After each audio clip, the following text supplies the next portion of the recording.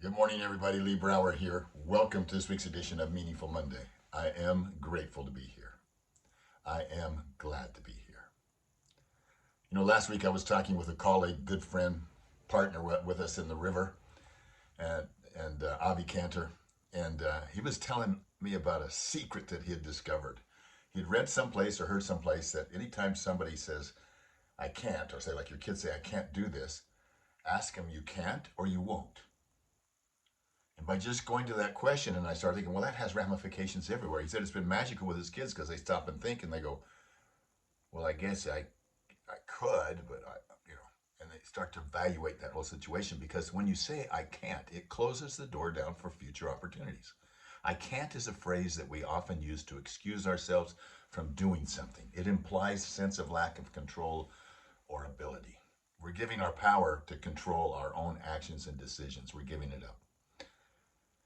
But when you say I won't, on the other hand, it takes a proactive stance and it asserts control over our own actions. When we say I won't, then we're making a conscious choice and taking responsibility for our own decisions.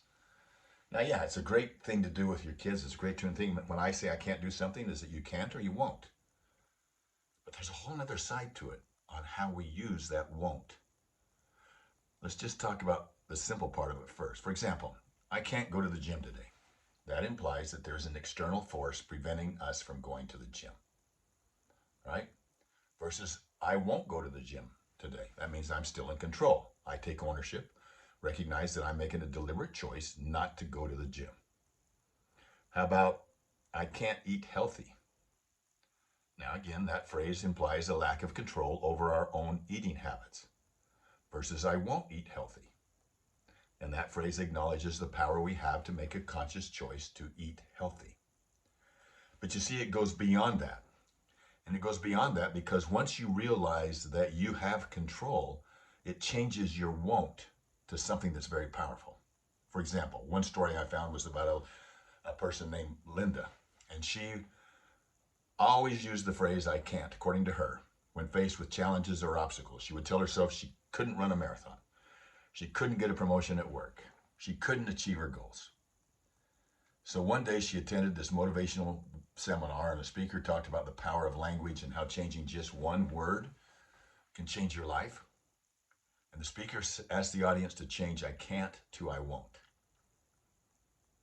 So she took advice to heart and she started using the phrase I won't instead of I can't. So here's the little slip. She told herself, I won't give up on my dream of running a marathon. I won't settle for my current job without trying for promotion. I won't let obstacles stand in my way. Now, to her surprise, Linda found that by using I won't instead of I can't, she had a newfound confidence. She had a determination to succeed.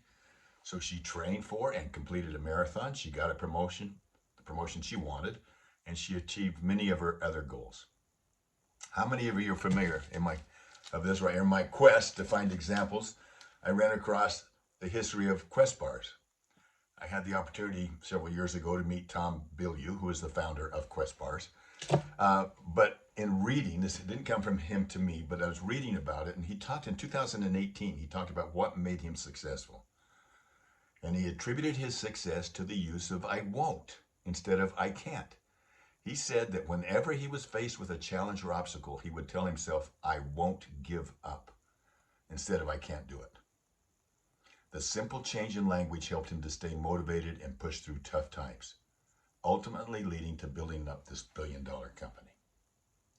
So by changing our language from I can't to I won't, we shift our mindset from one of helplessness to one of empowerment.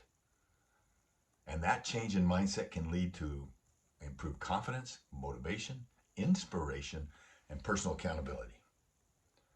So to sum it up, replacing I can't with I won't, but add it in turn to the things that you won't do, that you can be positive about those one things so you can do the things that you really want to do, can have a profound impact on your mindset and your ability to take control of your own actions.